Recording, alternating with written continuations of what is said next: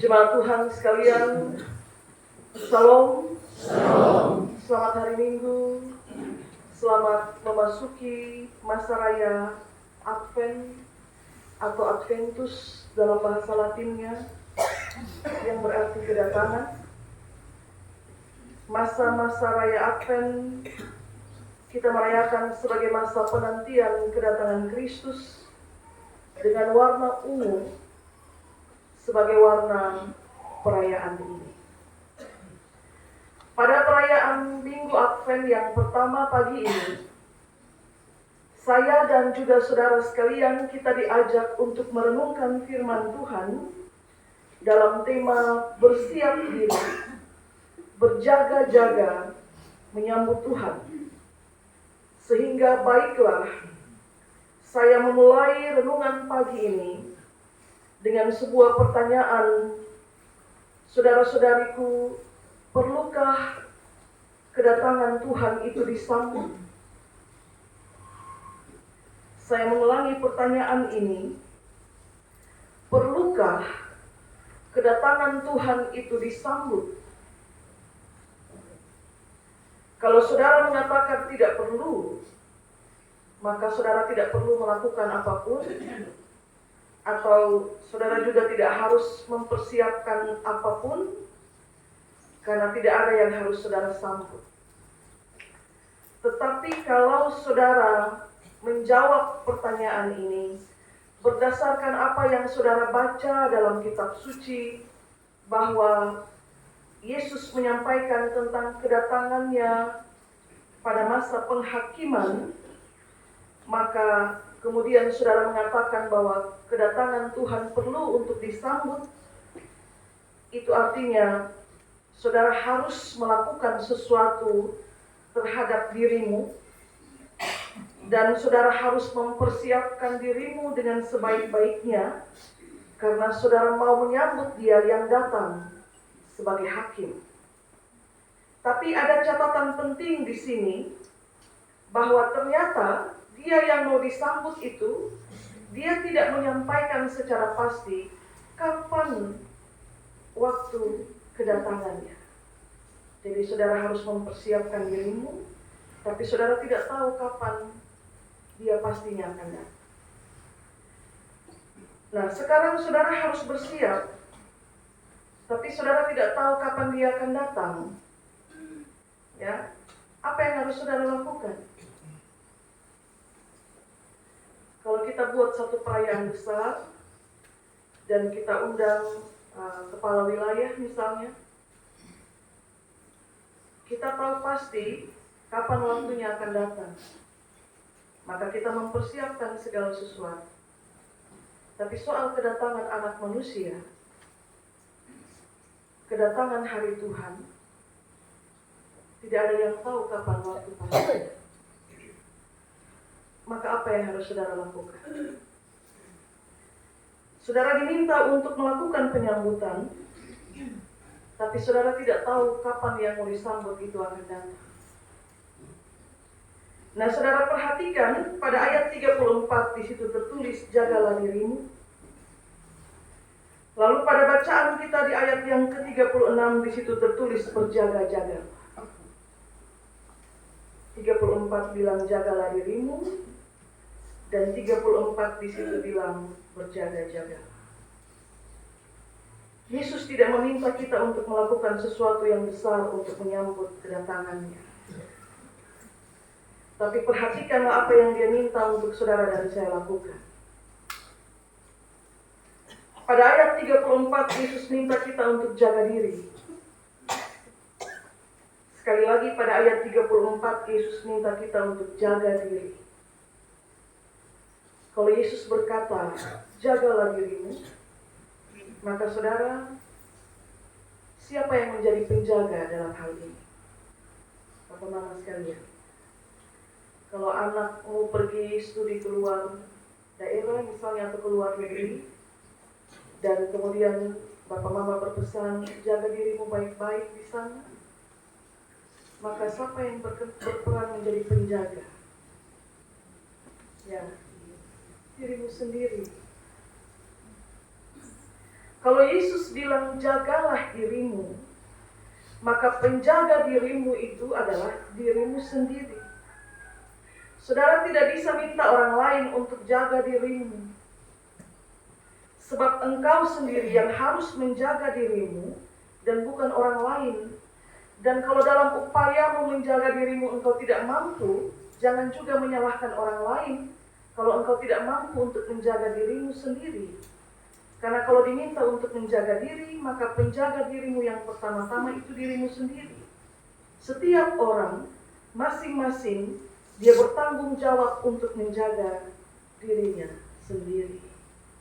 Jadi Yesus bilang jaga dirimu. Waktu Tuhan itu tidak ada yang tahu. Dalam sejumlah kesempatan Yesus bilang dia akan tiba seperti pencuri. Yang tidak ada seorang pun yang tahu kapan pencuri itu akan datang. Karena itu dia bilang jaga dirimu. Pertanyaan yang berikut, kenapa kita harus jaga diri, Bapak Mama? Kenapa kita harus jaga diri?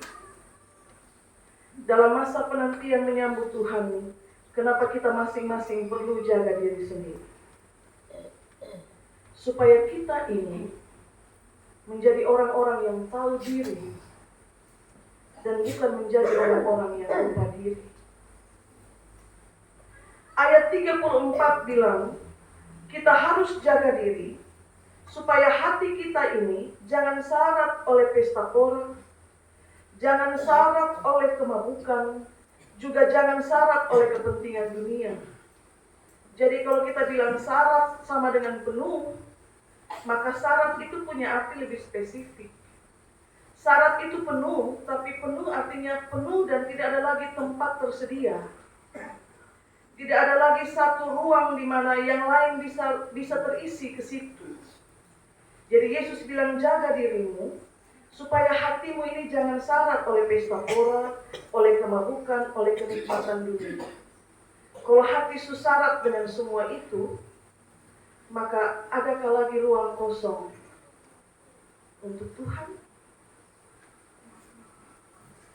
Orang yang tahu diri, dia tahu bahwa dirinya itu harus dalam keadaan baik, karena dia mau menyambut kedatangan seseorang yang penting. Tapi orang yang lupa diri, dia lupa bahwa dia mau menyambut kedatangan seseorang yang penting, maka dia berpesta sampai lupa diri. Dia mabuk sampai lupa diri. Mabuk itu macam-macam, Bapak Mama. Bisa mabuk judi, mabuk apa lagi? Mabuk minuman keras. Bisa mabuk apa lagi? Mabuk uang. Mabuk apa lagi? Ada lagu dangdut bilang mabuk-mabuk. Ya, saya tidak sebut ya. Itu lagu dangdut yang disebut. Mabuk macam-macam. Kalau orang menjadi lupa diri, maka dia akan mabuk sampai lupa diri, pesta sampai lupa diri, urus-urusan dunia juga sampai lupa diri, padahal dia mau sambut kerajaan surga. Jadi Yesus mau bilang begini, kalau kalian mau menyambut kehadiranku di kali yang kedua, maka sambutlah dalam kondisi tahu diri. Orang bisa tahu diri karena dia jaga diri. Tapi orang bisa lupa diri karena dia tidak bisa jaga diri. Tidak bisa jaga diri, akhirnya lupa diri. Bapak Mama, saudara-saudari yang terkasih, karena itulah di ayat 36 Yesus bilang berjaga-jaga sambil berdoa. Jadi pujian yang dipersembahkan oleh Gorgestar tadi,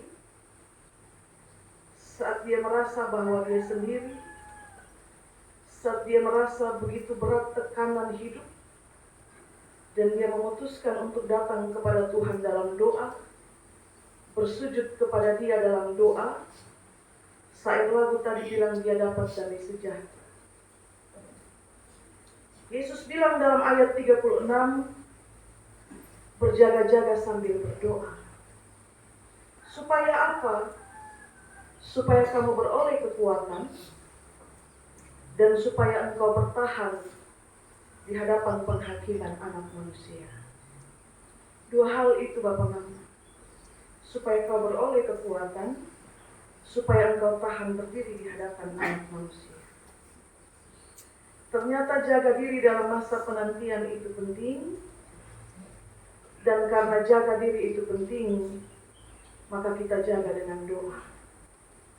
Sebab doa itu akan memberimu kekuatan untuk tidak lupa diri dan membuat saya dan saudara kuat bertahan saat penghakiman itu berlangsung. Sama seperti kalau saya ulang lagi, kalau Bapak Mama kirim anak-anak sekolah keluar, sambil Bapak Mama kasih pesan untuk jaga diri, dia menjaga dirinya sendiri, tetapi pesan itu juga saya yakin diikuti dengan doa-doa yang Bapak Mama berikan kepada Tuhan. Sebab jangkauan pandangan menjadi terbatas, bahkan menjadi terhalang karena kita terpisah kota. Tetapi dalam doa, kita minta supaya Tuhan jaga dia yang jauh. Betapa penting menjaga diri Bapak Mama. Pesta pora, kemabukan, kenikmatan dunia bisa buat orang menjadi lupa diri. Lupa bahwa dia nanti akan berhadapan dengan penghakiman Anak Manusia. Lihatlah dalam pesta-pesta kita, berapa banyak orang menjadi lupa diri. Lihatlah dalam aktivitas-aktivitas sosial, berapa banyak orang menjadi lupa diri karena mabuk. Dan lihatlah dalam berbagai urusan-urusan dunia, berapa banyak juga orang menjadi lupa diri dan lupa mengejar kerajaan surga. Padahal yang memberi kita kekuatan itu doa-doa kita. Doa-doa kita dan bukan yang lain. Percayalah saudara, pesta pora, kemabukan, kenikmatan dunia itu, semua itu tidak beri kita kekuatan. Tidak beri kita kekuatan. Semua itu justru membuatmu menjadi orang yang juga lupa diri dan lupa jaga diri. Dan akhirnya kita kemudian bertanya, berapa banyak orang yang lupa jaga diri sehingga akhirnya lupa diri karena mabuk dunia. Berapa banyak orang lupa jaga diri sampai akhirnya lupa diri karena mabuk dunia. Tuhan Yesus kasih ingat kita, tidak ada kekuatan yang datang dari kemabukan, saudara. Kemabukan apapun. Kalau hatimu syarat dengan kemabukan, dengan pesta pora, dengan kenikmatan dunia, maka dapat dipastikan tidak ada ruang bagi Tuhan di dalam. Karena syarat penuh sampai-sampai tidak ada lagi tempat untuk bisa mengisi sesuatu yang baru. Kalau tidak ada lagi tempat di hatimu bagi Tuhan, maka jangankan jaga diri, Bapak Mama. Berdoa pun kemungkinannya Anda lupa. Masa Advent ini, selama 4 minggu berturut-turut sebelum tanggal 25 Desember, kita akan diberi peringatan-peringatan, penguatan-penguatan dalam masa penantian, sebab kita sedang menantikan kedatangan Dia yang kita tidak tahu pasti kapan kedatangannya. Bisa jadi sebentar, bisa jadi besok, bisa juga tahun depan, atau kapanpun. Karena itu, pada minggu yang pertama, kita dikasih ingat, jagalah diri supaya tahu diri.